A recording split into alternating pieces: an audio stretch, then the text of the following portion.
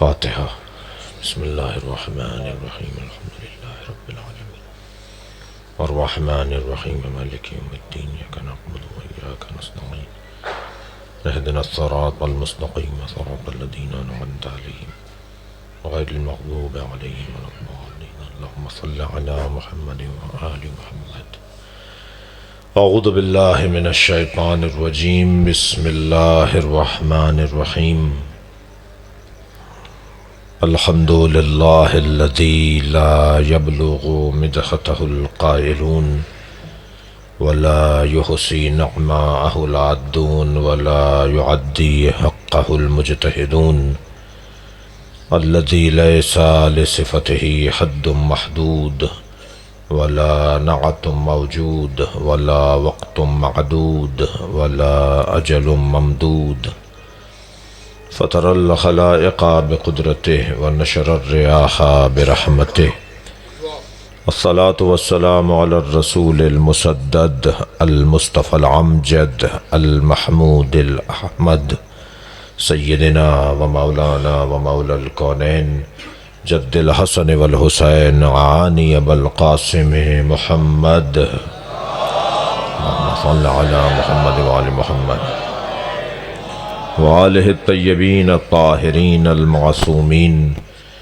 الذین اذھب اللہ عنہم الرجس وطہرہم تطہیرا اللہم صل علی محمد وآل محمد ولعنت اللہ علی اعدائہم اجمعین من یوم عداوتہم الى قیام یوم الدین اما بعد قال الحکیم فی قرآن الکریم بسم اللہ الرحمن الرحیم یا ایہا الذین آمنوا من یرتد منکم عن دینہ فسوف یعطی اللہ بقوم یحبہم ویحبونہ اذلۃ علی المؤمنین اعزۃ علی الکافرین یجاہدون فی سبیل اللہ ولا یخافون لومۃ لائم ذلک فضل اللہ یؤتیہ من یشاء واللہ واسع علیم۔ صلوات۔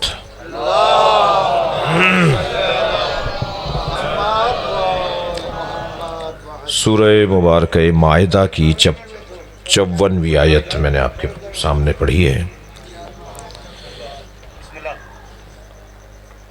یہ 54ویں آیت وہی ہے کہ جس کے بعد 55ویں آیت ہے جس میں لکھا ہوا ہے انما ولیکم اللہ ورسولہ والذین آمنوا یقیمون الصلاۃ ویؤتون الزکاۃ وہم راکعون۔ تمہارا ولی اللہ ہے، رسول ہے، اور وہ جو نماز قائم کرتا ہے، زکوٰۃ ادا کرتا ہے اور حالت رکوع میں زکوٰۃ دیتا ہے۔ جو مولا علی کی ولایت پر صلوات پڑھے ذرا محمد وآل محمد۔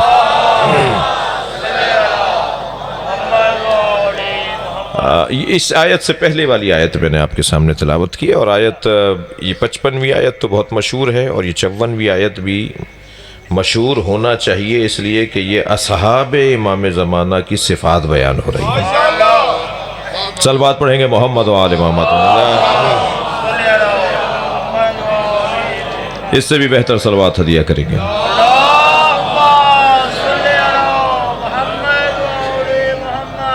توجہ ہے آپ حضرات کی۔ مجھے 2 دن آپ کی خدمت میں، ایک آج اور ایک کل حاضر رہنا ہے، اور اس کوشش کرتے ہیں کہ اس آیت پر ہی غور رہے، اور یقیناً قرآن ہے یہ، اور قرآن کی تو آیت تو بہت بڑی بات ہے۔ قرآن کے ایک لفظ پہ بھی اگر میں غور کرنے کا حق ادا کر دوں تو ولایتیں مل جائیں۔ مولا علی حضرت ابو ذر غفاری کے لیے کھڑے ہو جاتے تھے، تو ایک صحابی نے پوچھا کہ یا علی آپ ابو ذر کا خاص احترام کرتے ہیں، تو فرمایا ابو ذر قرآن کی 10 آیتوں کے فقیہ ہیں۔ جو قرآن کی 10 آیتوں کا فقیہ ہو جائے وہ ابو ذر ہے، جو عین قرآن ہو والی ہے، جو مجسم قرآن، جو ناطق قرآن، جو مکمل قرآن، جو ظہور قرآن، جو بطن قرآن۔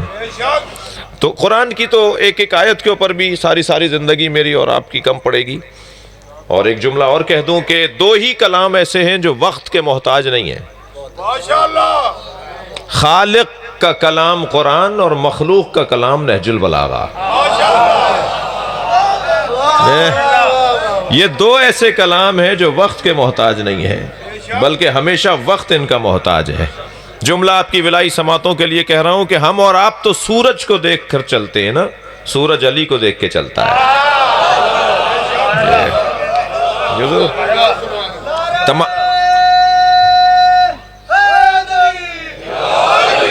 یہ وقت کے محتاج نہیں ہے. مولا علی علیہ السلام آج امام ہیں یا نہیں؟ تو مولا 1400 سال کے بعد بھی امام ہیں. تو پھر اس کا مطلب یہ ہوا کہ سال گزریں گے، علی کی ولایت نہیں گزرے گی. جی. اور میں اپنی بات کو مضبوط کرنے کے لیے قرآن سے سہارا لے لیتا ہوں.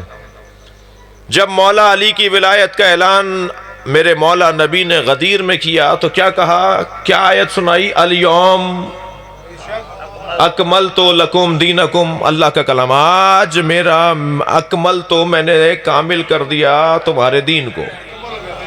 الیوم عربی زبان میں ادیب حضرات تشریف فرمائے ہیں، صاحبان ادب، صاحبان شعر و سخن تشریف فرمائے ہیں.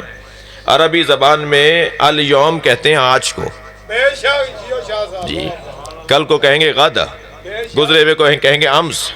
جو دن گزر گیا وہ امس تھا، جو کل آئے گا وہ غد ہے، غدن. جی جی.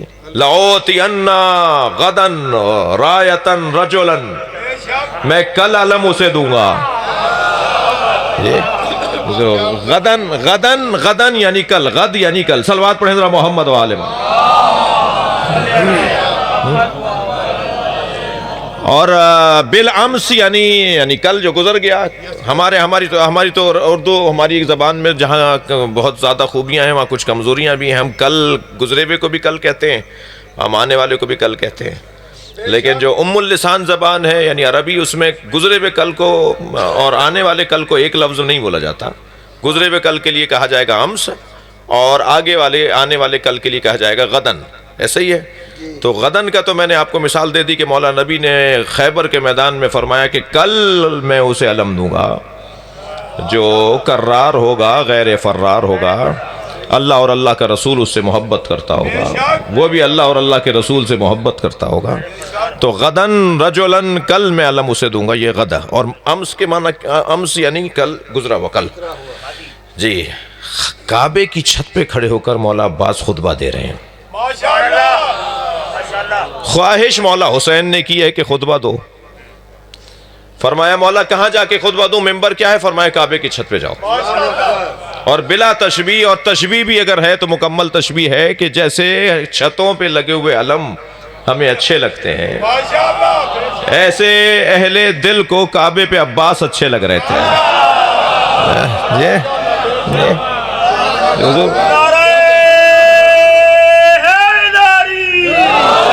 میں اپنی عقیدت کا اظہار کر رہا ہوں کہ جب کسی گھر پہ لگا ہوا علم میں دیکھتا ہوں نا تو مجھے لگتا ہے یہ میرا اپنا گھر ہے، اپنائیت لگتی ہے. دل کرتا ہے کہ اس سے کسی پیار کا اظہار ہو، اس سے اگر کوئی ہم کسی کے کام آ سکیں.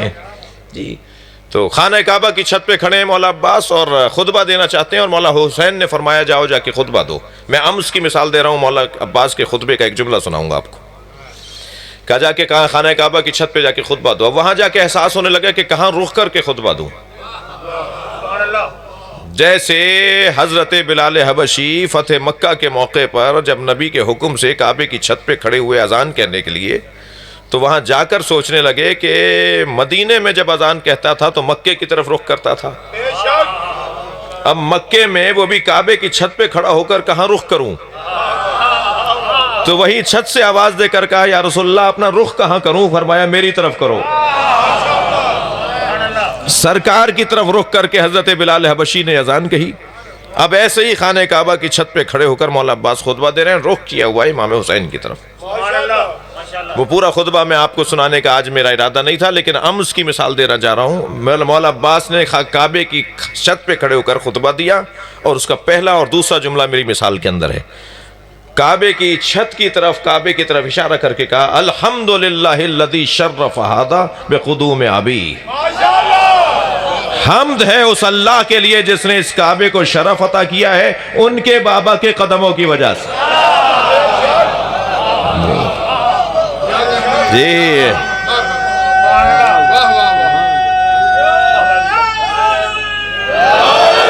بھائی ادب قربان جائے جس پر اسے عباس کہتے ہیں، تہذیب جس پر قربان ہو جائے مولا عباس کی ذات۔ مجلس میں جوان بھی بیٹھے ہیں، بچے بھی بیٹھے ہیں، اس کی گونج کو اگر میرے عزیز ختم کر دیں، اس کو سیدھا سیدھا کر دیں تو عنایت ہوگی۔ ایک صلوات پڑھیں گے ذرا محمد و آل محمد پر۔ تمہیں پیار تم لوگوں کو تو پہلے ہمیشہ پتہ ہوتا ہے۔ ایک اور صلوات نبی کی ذات پہ ہدیہ کریں گے۔ اس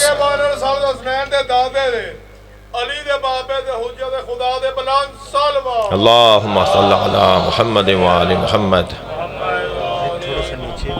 نہیں، اس سے اس کا تعلق نہیں ہے، یہ جو سسٹم ہے نا اس کی ایکو ختم کرے گا۔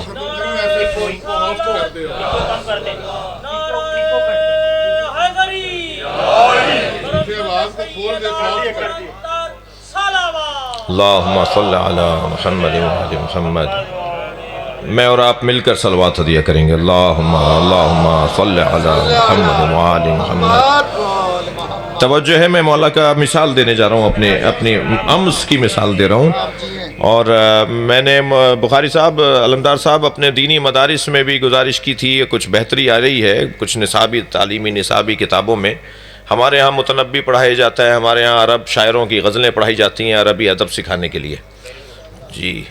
تو جس کے ہاں حضرت ابو طالب کا دیوان موجود ہو، وہ ادب پڑھانے کے لیے متنبی اور فلاں جو ہے وہ ان شاعروں کے جو غزلیں سنائی جا رہی ہیں اور ہمیں پڑھائی جا رہی ہیں۔ تو نصاب میں بہتری کے حوالے سے ایک بہتری نصاب کی یہ ہے کہ ادبیات، اگر ہمیں عربی ادبیات مدرسوں میں پڑھانی ہے نا تو ہم نہج البلاغہ پڑھائیں اور صحیفہ سجادیہ پڑھائیں۔ دینی کتابیں ہونے کے علاوہ بھی ان کتابوں کو ادب کے زاویے سے دیکھا جائے۔ ادب احترام قربان ہے اس گھرانے پر۔ میں نوجوانوں کے لیے ان کے بڑوں سے گزارش کروں گا کہ سکھانا ہے ہمیں اہل بیت کی تعلیمات کی روشنی میں کہ بڑے کا ادب کیسے کیا جاتا ہے۔ مولا علی تو آپ کے بھی بابا ہیں، مگر عباس نہیں کہہ رہے کہ الحمدللہ الذی شرف ھذا بقدوم ابی، حمد ہے اس اللہ کے لیے جس نے اس کعبے کو شرف عطا کیا ہے میرے بابا کے قدموں کی وجہ سے۔ فرما رہے حمد ہے اس اللہ کی کہ جس نے اس کعبے کو شرف عطا کیا ہے ان کے بابا کے قدموں کی وجہ سے۔ ادب قربان ہو، حسین بیٹھے ہیں، اپنا ذکر کیسے کروں؟ مولا کے ہوتے ہوئے میں اپنی بات، صلوات پڑھیں محمد و آل محمد پر۔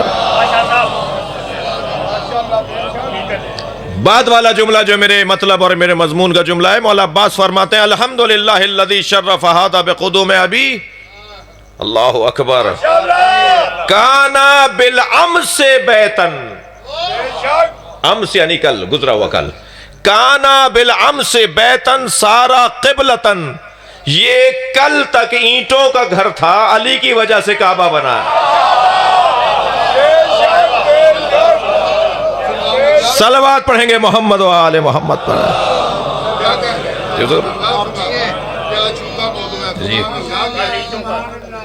یہ جو ہم اپنی زبان میں جب بات کر رہے ہیں تو ہمیں ظاہر ایک محدودیت ہے، اس کی تنگیاں ہیں، اس کی کچھ پابندیاں ہیں۔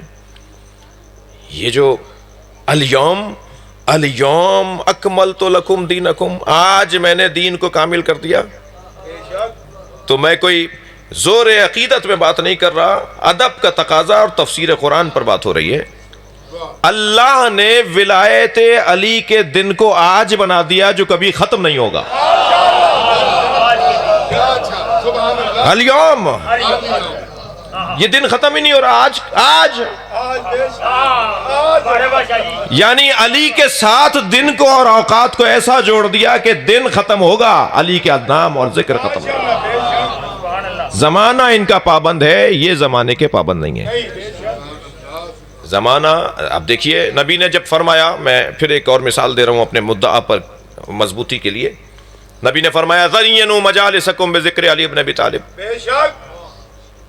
لاہور کے ایک بزرگ عالم دین اپنی کتاب کے ابتدائی کلمات میں لکھتے ہیں کہ مجھے ایک نمازی نے آ کے کہا کہ حضور میں 20 سال سے آپ کا خطبہ سن رہا ہوں، نماز جمعہ آپ کے پیچھے پڑھتا ہوں، کہا جی میں جانتا ہوں تمہیں، تم کون ہو، خاندانی طور پہ جانتا ہوں، تو واقعی میرے ساتھ رہتے ہو اور ہر جمعے میں نظر آتے ہو، نماز اور نماز یومیہ میں بھی نظر آتے ہو۔ کہا مجھے ایک سوال کا جواب چاہیے کہ کیا یہ حدیث صحیح السند ہے کہ نبی نے فرمایا اپنی مجلسوں کو علی کے ذکر سے زینت دیا کرو؟ بے شک تو مفتی صاحب فرمانے لگے میں نے اسے بے ساختہ کہا یہ صحیح حدیث ہے، زینوا مجالسکم بذکر علی بن ابی طالب، اپنی مجلسوں کو علی کے ذکر سے زینت دیا کرو۔ تو کہنے لگا میں آپ کا 20 سال سے خطبہ سن رہا ہوں، آپ تو علی کی بات نہیں کرتے۔ کہنے لگے اس نے مجھے جھنجھوڑ ڈالا۔ جی ویسے بھی عزیزان گرامی ہم مردوں کو اسماء فہم کہتے ہیں نا، بے شک مولا علی کا نام زندوں کو اسماء فہم بولتا ہے۔ جی دیکھو پاک رسول دا فرمان ہے، واہ مجلساں نوں زینت دیا کرو میرے ویر علی دے ذکر نال، اور مولا علی دے ذکر دے صدقے چ سب کچھ مل گیا، مگر اسے کچھ نہ ملا جسے علی نہ ملا۔ بسم اللہ چلی، کلمے میں چلی، اذان میں چلی، نماز میں چلی، قرآن میں چلی، کعبے میں چلی، قبر میں چلی، علی اللہ اذان اللہ واہ، اللہ لطف لیجئے میں آپ سے کہہ رہا ہوں۔ نور اللہ، اسد اللہ، کرم اللہ، غیرت اللہ، حجت اللہ، عزت اللہ، نعمت اللہ، عطاء اللہ، الروح اللہ، علی الولی اللہ، جناب امیر دا، محمد امیر دا، سارے نبیوں دا، شبر اور شبیر دے بابے دا، غازی دے بابے دا، کلے ایمان، کلے قرآن، فارس دے قرآن، اے حلالی حرامی دی بے واہ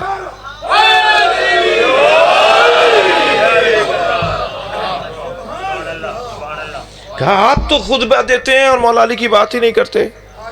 کہنے لگے اس کے بعد میں نے طے کیا کہ علی کی شان میں کتاب بھی لکھوں گا، اور اب میرا کوئی خطاب نہیں ہوگا جس میں مولا علی کی ایک بات ضرور نہ کروں۔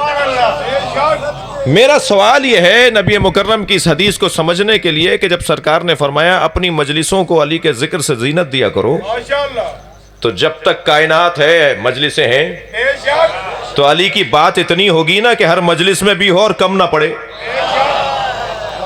جی کم نہ پڑے، کوئی یہ کہے کہ صاحب یہ تو ہو چکی بات۔ ہم نے مولا کائنات کے ابھی خطبوں پہ غور کہاں کیا ہے؟ جس کے سائے پر غور کرنا مشکل ہو اس کے کلام پر بات کیسے ہوگی؟ جی اللہ اکبر، بات ہی نہیں ہوئی، ابھی تو مولا علی کی بات ہی نہیں ہوئی ہے۔ بڑی سنگین ذمہ داریاں بنتی ہیں ان لوگوں کی کہ جو مولا علی سے اپنے تعلق کو گہرا ثابت کرنے کی محنت کرتے ہیں، بے شک کہ وہ اپنے اس گہرے تعلق کو ثبوت کے مرحلے تک لے کر آئیں اور ایسا ذکر کریں مولا علی کا کہ مولا علی کے ذکر کو سننے کے بعد پھر کسی اور کے ذکر کی گنجائش ہی نہ رہے۔ بھئی آپ کی دقتوں کو چاہوں گا، میں آپ کے مزاجوں کو کچھ چاہوں گا کہ میرے ساتھ چلیں۔ ذوبوا فی علی کما ہوا ذاب فی اللہ، علی میں ایسے گم ہو جاؤ جیسے علی اللہ میں گم ہو گیا۔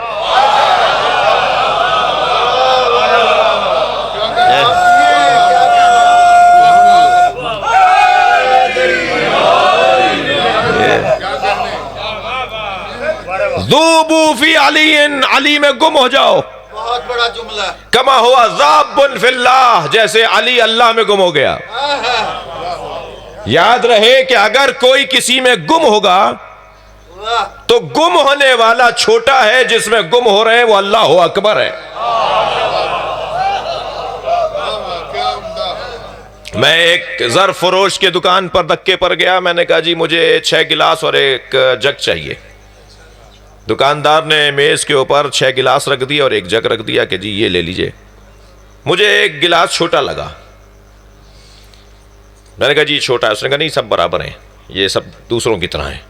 تو میں نے سوچا کہ اس سے تکرار کیا کروں، تو وہ اس گلاس کو میں نے ایک گلاس کے اندر ڈال دیا۔ وہ گلاس جو ایک گلاس کے اندر گیا، میں نے کہا جی یہ چھوٹا ہے تبھی اندر گیا ہے۔ عزیزان گرامی ذہن میں رہے کہ جب میں علی کی اللہ میں گم ہونے کی بات کر رہا ہوں تو عقیدہ روشن ہے، اللہ اکبر ہے۔ مگر جب کوئی کسی میں گم ہو جائے، دقت چاہوں گا، جب کوئی کسی چیز میں گم ہو جائے تو گم ہونے والا سوائے اس کے کچھ نہیں دیکھتا۔ اور مقصد یہ ہے اس جملے کا، میرے ایک طالب علمانہ جملے کا، کہ ذوبوا فی علی، علی میں گم ہو جاؤ جیسے علی اللہ میں گم ہو گئے۔ مولا علی کو اللہ کے علاوہ کوئی نظر ہی نہیں آتا تھا، جی کوئی نظر نہیں آتا تھا مولا علی کو۔ جب علی کو اللہ کے علاوہ کوئی نظر ہی نہیں آتا تو علی یہ کیوں سوچیں گے کہ اس کے مارنے پہ میرے بچوں کے ساتھ کیا ہوگا؟ لہٰذا جنید بغدادی اہل سنت کا بڑا نام ہے، بغداد میں ان کا لوگ ان کے جاتے ہیں ان سے عقیدت کا اظہار کرنے، ان کا بڑا حسین جملہ ہے، از علی آموخت اخلاص عمل۔ اگر خلوص سیکھنا ہے، اخلاص عمل سیکھنا ہے تو علی سے سیکھو۔ سچائی کا اگر نصاب لینا ہے تو وہ علی سے لو، کیسے سچائی اور خلوص کو حاصل کیا جاتا ہے۔ یہ یہاں گلاس رکھا ہوا ہے، اس گلاس کے اندر، اس گلاس میں پانی ہے، پانی کے اندر آپ سکہ ڈال دیں، انگوٹھی ڈال دیں مثلاً، تو اس سکے کو دائیں بائیں اوپر نیچے آگے پیچھے پانی کے علاوہ کچھ اور نظر نہیں آئے گا، ایسا ہی ہے۔ جب میں عرض کر رہا ہوں اپنے بچوں اور جوانوں کے لیے کہ علی میں ایسے گم ہو جاؤ، اپنے لیے کہہ رہا ہوں، جب علی میں ایسے گم ہو جاؤ جیسے علی اللہ میں گم ہو گئے، تو جب میں علی میں گم ہو جاؤں گا تو مجھے علی کا غیر نظر کہاں آئے گا؟ میرے پاس تو وقت ہی نہیں ہے کسی اور پر۔ صلوات پڑھیں گے محمد و آل محمد پر۔ جی جی توجہ کر لیا آپ نے؟ تو گفتگو عزیزان گرامی یہ ہے کہ یہ کلام اللہ کا جسے قرآن ہم کہتے ہیں، اور یہ کلام جو مولا علی کا ہے جسے مثلا نہج البلاغہ کہتے ہیں، اگرچہ نہج البلاغہ 20% مولا علی کا کلام ہے، ابھی 80% کلام مولا علی کا نہج البلاغہ سے ہٹ کر ہے۔ جی مولا علی کے کلام کو جو جمع کیا گیا ہے 20 جلدیں بن گئی ہیں، نہج البلاغہ 1 جلد ہے، تو نہج البلاغہ 20% بھی نہیں بنتا ضخامت کو اگر مد نظر رکھا جائے مولا علی کے ان کلاموں کی نسبت جو موجود ہیں، اور وہ نہج البلاغہ میں نہیں ہے۔ جی جناب علمدار بخاری صاحب کو جملہ ہدیہ کر رہا ہوں، نقن صاحب کا بڑا حسین جملہ ہے، وہ فرماتے ہیں نہج البلاغہ علم علی کا نام نہیں ہے، فرماتے ہیں نہج البلاغہ علم علی کا نام نہیں ہے، کشکول سید رضی کا نام ہے۔ مولا علی کی بارگاہ میں سید رضی کشکول لے کے کھڑے تھے، جو بھیک مل گئی اس کا نام نہج البلاغہ رکھ دیا۔ صلوات پڑھیں محمد و آل محمد پر۔ مولانا تشریف لے آئیں، ایک اور صلوات علماء کی صحت و سلامتی۔ اللہم صلی علی محمد و آل محمد۔ توجہ کر لیا آپ نے؟ تو کلام مولا کا بھی گفتگو بہ رہتی ہے، ابھی اس کے اوپر بات نہیں ہوئی ہے، ابھی اس پہ مختلف عنوانوں سے گفتگو ہونے چاہیے۔ آسٹریلیا میرا جانا ہوا، کیمبرج، آکسفورڈ جانا، شوق ہوتا ہے کہ جب وہاں ایسی جگہوں پر جائیں ہم تو دل کرتا ہے کہ یونیورسٹیوں کو دیکھیں، تعلیمی اداروں کو دیکھیں۔ تو آسٹریلیا میں ایک لائبریری کا اتفاق ہوا دیکھنے کا کہ جس میں بہت بڑے بڑے ہال اور بڑی بڑی الماریاں اور ہزاروں لاکھوں کی تعداد میں کتابیں، اور ایک مشترکہ گزرگاہ، ایک ہال جس سے مختلف ہال کی طرف مختلف بڑے بڑے کمرے بنے ہوئے ہیں، اس کی طرف رستے جاتے تھے، جو درمیانہ حصہ ہے کہ جہاں سے سب کو گزرنا ہے، کوئی دائیں مڑ رہا ہے، کوئی بائیں، کوئی آگے والے ہال میں جا رہا ہے، کوئی اس طرف والے ہال میں جا رہا ہے، کوئی سیڑھی چڑھ کے اوپر والے ہالوں میں جا رہا ہے، مگر جو بیچ میں ایک بہت بڑا ہال تھا مشترکہ گزرگاہ، اس میں شیشے کے باکس میں ایک کھلی ہوئی کتاب رکھی ہوئی ہے۔ تو جیسے ہی ہم اس کتاب کو دیکھتے ہیں تو پہلے ہی ذہن میں خیال آتا ہے کہ جی اس لائبریری میں سب سے محترم، مقدس، سب سے اچھی کتاب یہ ہے۔ مثلا اگر وہ مسیحیوں کی لائبریری ہے تو ہمارے ذہن میں یہ آ سکتا ہے کہ صاحب یہ ہو سکتا ہے انجیل رکھی ہوئی ہو، یہی ذہن میں آئے گا نا۔ جب لائبریرین سے پوچھا گیا یہ کتاب کون سی ہے تو کہنے لگا علی کی کتاب نہج البلاغہ۔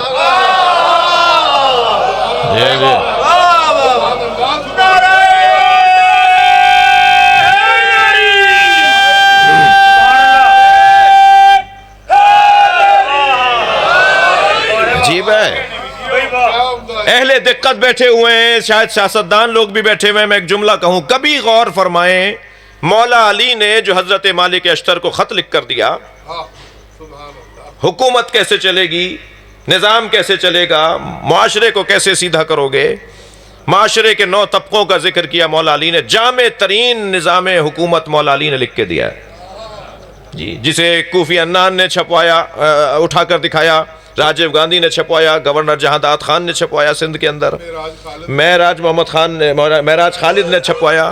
ایک ہسٹری ہے، علامہ رشید ترابی نے قائد اعظم کو انگریزی ترجمہ کر کے دیا، کیونکہ قائد اعظم کو اردو پڑھنا نہیں آتی تھی، انہوں نے کہا جی مجھے اس کا انگریزی ترجمہ کر دیں۔ خان صاحب کو جب ہم نے دیا تو انہوں نے کہا جی مجھے اردو اچھی پڑھنی نہیں آتی، تو وہ ہم نے علامہ رشید ترابی کا ترجمہ انہیں دیا جی۔ تو اس کے اوپر بڑا کام ہوا ہے اس خط کے حوالے سے۔ اس خط کی ذرا خاصیتیں دیکھیے، ایک آیت سے مولا علی نے استفادہ نہیں کیا ہے۔ میں تو اگر خطاب میں آیت نہ پڑھوں تو آپ کہیں گے جی کیسا خطیب تھا، اس نے تو ایک آیت بھی نہیں پڑھی۔ کسی حدیث، وہ تو عین قرآن ہے، وہ خود قرآن ہے۔ اتنے طویل خط میں مولا علی نے کسی قرآن کی آیت سے استفادہ نہیں کیا، مولا علی نے کسی حدیث نبی سے استفادہ نہیں کیا۔ کیوں نہیں کیا؟ اگر مولا نے قرآن کی آیات سے ان الفاظ کو جوڑا ہوتا، ان مضامین کو ترتیب دیا ہوتا، تو پھر ہندو نہ پڑھتا، عیسائی نہ پڑھتا۔ وہ کہتا یہ تو مسلمانوں کے لیے لکھا گیا ہے، یہ نظام حکومت مسلمانوں کا ہے، انسانوں کا نہیں ہے۔ اب ہر شخص کہتا ہے کہ یہ میرا ہے، اب ہر شخص کہتا ہے کہ یہ میرے لیے لکھا گیا ہے۔ اتنا جامع کوفی عنان اٹھا کے کہتا ہے، وہ لندن کا اور امریکہ کا جنگ اخبار کی کٹنگ میرے پاس موجود ہے، ہم ابھی چھاپ بھی رہے ہیں اس خط کو دوبارہ سے۔ اس میں وہ کہتا ہے کہ جی تاریخ بشریت میں 5 ایسے نظام حکومت لکھے گئے ہیں کہ جن کو اگر مد نظر رکھ دیا جائے تو حکومتیں کامیاب ہو سکتی ہیں۔ ان میں کہا وہ 5 نام لیے اس نے کہ فلاں جرمن میں اور فلاں ارسطو نے اور فلاں سقراط نے مثلا کئی نام لیے، اور کہا ان سارے خطوں میں سب سے پہلے اور سب سے اوپر علی کا خط ہوگا۔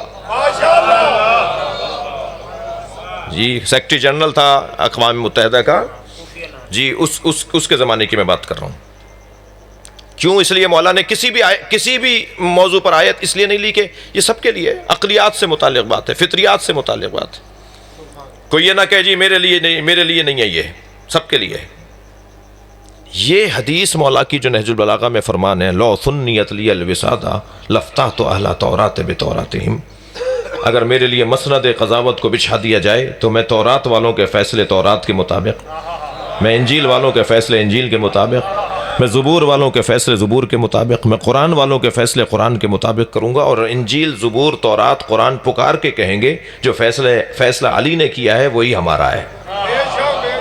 یہ مولا کا فرمان جہاں ہم فضائل مولا علی میں اور وسعت علم علی میں بیان کرتے ہیں نا، وہاں اس کا ایک اور بھی پیغام ہے۔ علی مولا کا دروازہ سب کے لیے کھلا ہوا ہے۔ علی کہہ دیتے کہ میں انجیل کا فیصلہ نہیں کروں گا، منسوخ ہو گئی ہے۔ کہہ دیتے میں تورات سے فیصلہ نہیں کروں گا، منسوخ ہو گئی ہے۔ علی یہودیوں کو عیسائیوں کو زندہ دیکھنا چاہتے ہیں، یہ مسلمان کو کیا ہو گیا ہے کہ مسلمان کو زندہ دیکھنا نہیں چاہتا؟ علی سے جڑے ہوئے لوگ گھٹے ہوئے دماغ کے نہیں ہوتے، تنگ نظر نہیں ہوتا شیعہ۔ اگر آپ رات کی اس پہر کے اندر تھکے ہوئے نہیں ہیں تو ایک جملہ کہوں، 3 لوگوں کو تو یا علی مدد نہیں کہنا چاہیے، 3 لوگوں کو نعرہ حیدری نہیں لگانا چاہیے، ایک بزدل کو،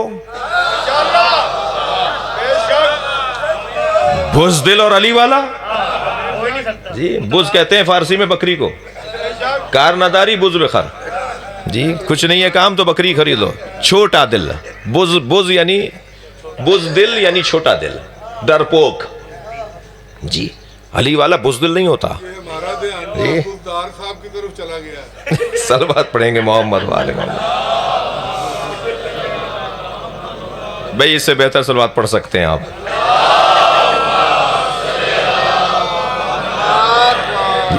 علی مولا کا نام لینے والا بزدل نہیں ہوتا۔ اور آگے بڑھوں، دوسرا وہ فرد جسے مولا علی کا نام لینے سے پہلے 4 دفعہ سوچنا چاہیے، وہ ہے کنجوس۔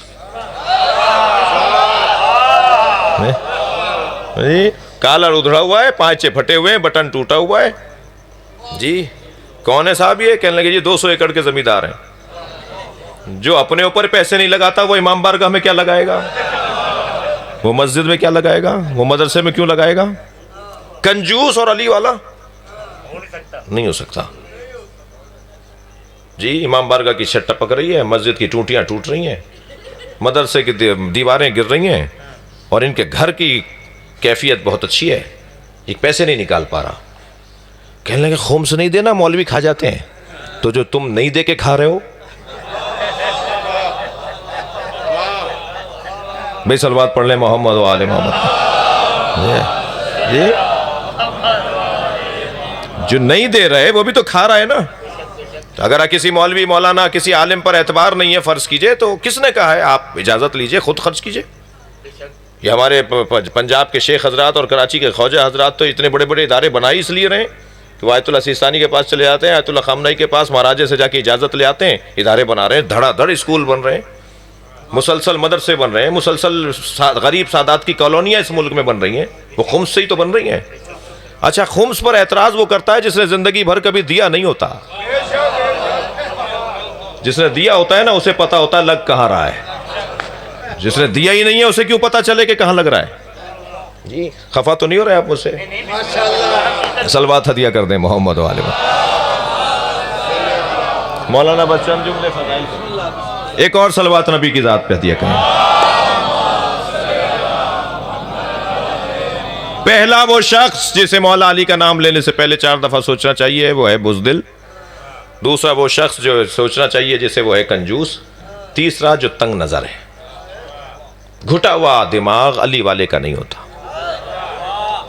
جی وہ سیدوں کا امام بارگاہ، وہ بھٹیوں کا امام بارگاہ، وہ چغتائیوں کا امام بارگاہ، کون کون سی ذاتیں ہیں وہ آپ بتا دیے مجھے.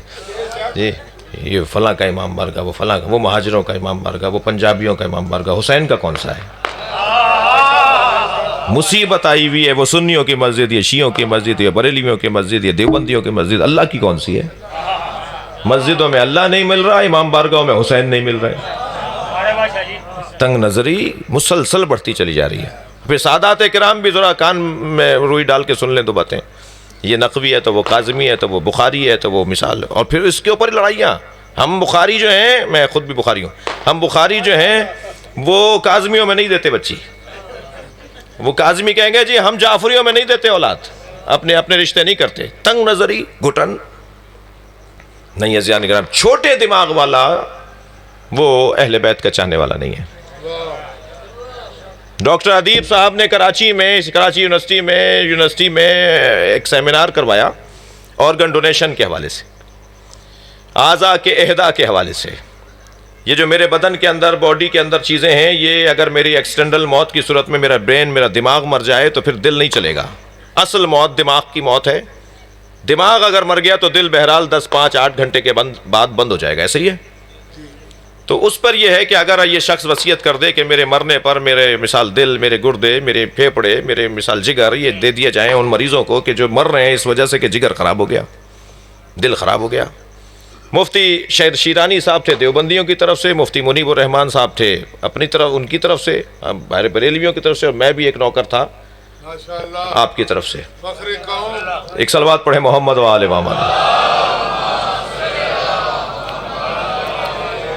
تو مراجع کے فتاویٰ کی روشنی میں ائمہ کی احادیث اور پھر ان احادیث کو سمجھنے کے لیے مراجع کے فتاویٰ کی روشنی میں ہم نے مقالہ تیار کیا، اور وہ مقالہ ڈاکٹر صاحب نے چھپوا بھی دیا ہے. کراچی یونیورسٹی سے وہ مقالہ چھپا ہے اور 12 چھپا ہے، کئی مرتبہ اس کا ایڈیشن آ چکا ہے.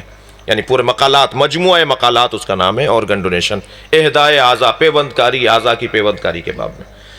تو وہاں ہم نے جو سمجھا اس کی روشنی میں مقالہ لکھا کہ چند شرائط کے بعد، چند شرائط کے ساتھ اپنے اعضاء کو ڈونیٹ کیا جا سکتا ہے.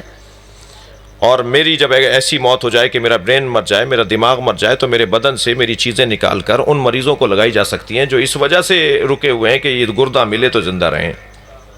تو میرے بدن سے کوئی 17 چیزیں نکل سکتی ہیں جو 17 لوگوں کو مرنے سے بچا سکتی ہیں. تو میں ایک جیسے ابھی یہاں بات کر رہا ہوں، ایسے ایک جگہ بات کی تو مجلس کے بعد ایک صاحب نے مجھے روک لیا، مولانا میرا گردہ اگر ہندو کو لگ گیا تو کیا ہوگا؟ ابھی میں اس کا جواب سوچ رہا تھا کہ برابر سے ایک اور آواز آئی، مولانا میرے پھیپڑے اگر کسی عیسائی کو لگ گئے تو کیا ہوگا؟ اور ایک تو اتنا گھٹے دماغ کا تھا، کہنے لگا مولانا میرا دل اگر سنی کو لگ گیا تو کیا ہوگا؟ تو میں نے ان ساروں کو دیکھ کر کہا کہ چھوٹے دماغ والا علی والا نہیں ہوتا. تم یہی سوچ رہے ہو کہ میرے گردے وہاں لگ گئے تو کیا ہوگا؟ کیا معلوم کہ تمہارے گردے ہندو کو لگیں تو وہ مسلمان ہو جائے؟ کیا معلوم تمہارا دل اگر کسی سنی کو لگے تو وہ مولائی ہو جائے، یعنی اس معنی میں عزادار ہو جائے، اس معنی میں جس معنی میں آپ ہیں، ورنہ تو یہ دعویٰ کرنا بھی بہت اچھا نہیں ہے کہ شیعہ ہی مولائی ہے بس۔ بات میں ایک ایسی جگہ لے آیا ہوں کہ مجھے غلط فہمی ہونے کا خوف ہے، اس لیے میں اس کی وضاحت کرنا چاہ رہا ہوں۔ اہل بیت کی شان میں، مولا علی کی شان میں اہل سنت نے جو کتابیں لکھی ہیں نا، ان کی تعداد شیعہ علماء سے کم نہیں ہے۔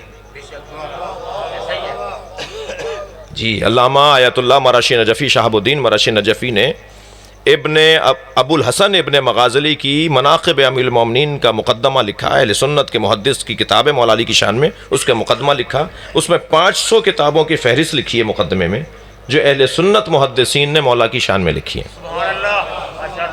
اور ابو الحسن ابن مغازلی نے مقدمے میں لکھا ہے کہ میں نے علی کے فضائل اس لیے نہیں لکھے کہ میں شیعہ ہوں، بلکہ میں نے علی کے فضائل اس لیے لکھے ہیں کہ میں نے نبی کی حدیث پڑھی ہے، جو علی کی ایک فضیلت لکھے اس کے 1000 گناہ معاف۔ تو میں اپنے گناہ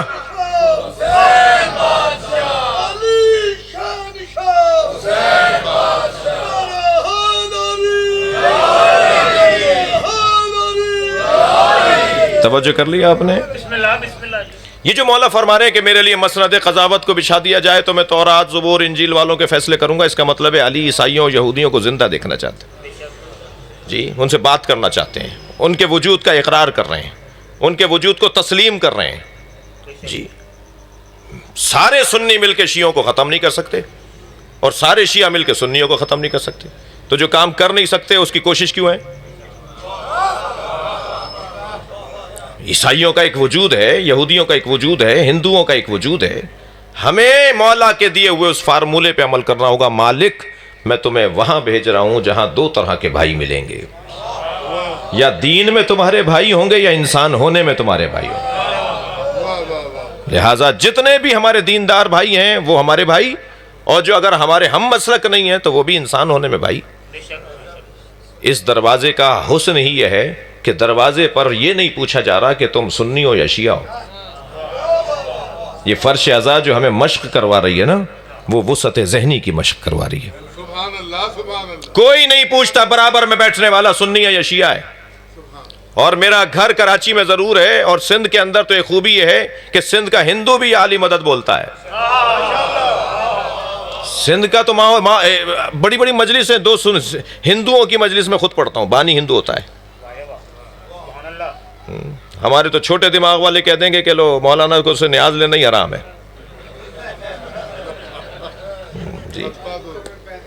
جی وہاں تو نیاز کھانا حرام ہے۔ جی توجہ کر رہے ہیں آپ؟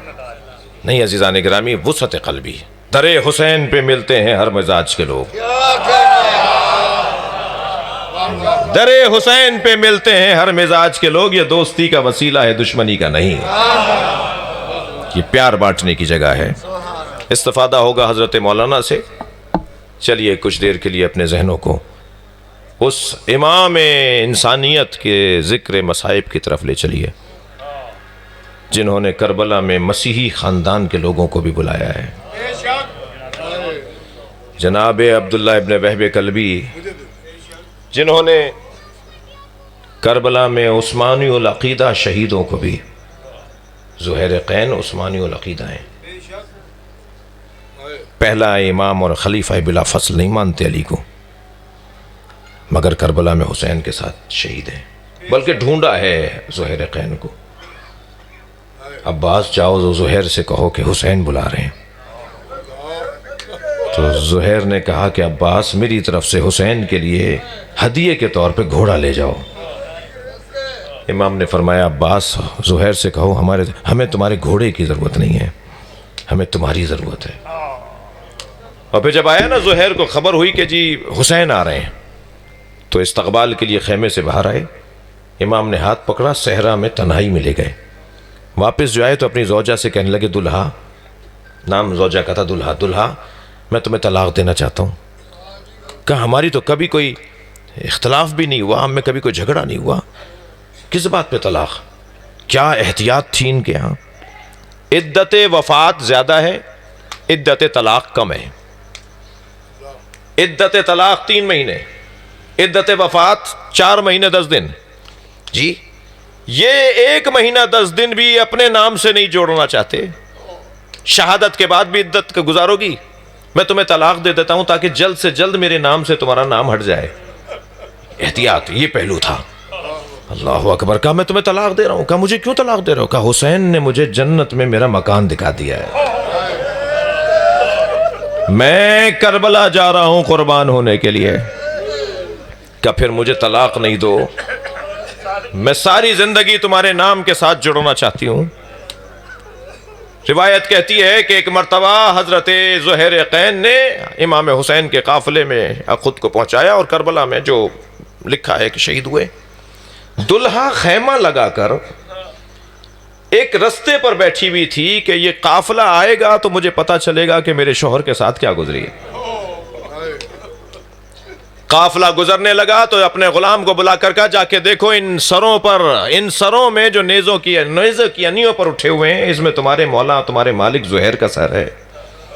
غلام کہتا ہے کہ میں گیا اور واپس آ کے کہا میں نے مالکن ہاں میرے مولا کا سر بھی کٹا ہوا نیزے کی انی پر ہے. تو خیمے میں گئی، صندوق کھولا، کفن نکالا اور کہا یہ کفن لو اور کربلا جاؤ، اپنے مالک کو کفن پہنا کر آ جاؤ. دیکھو اگر یہ کام کر کے آ گئے تو میں تمہیں آزاد کر دوں گی. غلام کہتا ہے میں نے کفن لیا، گھوڑے پہ بیٹھ کے کربلا گیا. 3 دن کے بعد لوٹا. جیسے ہی گھوڑے کی آہٹ محسوس ہوئی نا تو یہ خیمے سے باہر آئی اور یہ سوچتی بھی باہر آئی کہ مجھے آ کے حال بتائے گا کہ میں نے کیسے غسل و کفن دیا، کیسے دفنایا. تو کیا دیکھا گردن لٹکی ہوئی ہے، ہاتھوں پہ وہی کفن لیے کھڑا ہے. کہا میں تمہیں آزاد نہیں کروں گی، تم نے کام نہیں کیا. کہا مالکن ساری زندگی نوکر رکھو غلام رکھو، مگر میں کفن کیسے دیتا؟ کفن تو ایک تھا، وہاں تو علی اکبر بھی تھا، وہاں تو عباس کا لاشا بھی تھا، اور کیسے میں زہیر کو کفن دے دیتا؟ وہاں حسین کا لاشا بے گور و کفن تھا. الا لعنت اللہ علی قوم الظالمین فسیعلم الذین ظلموا ای منقلب ینقلبون.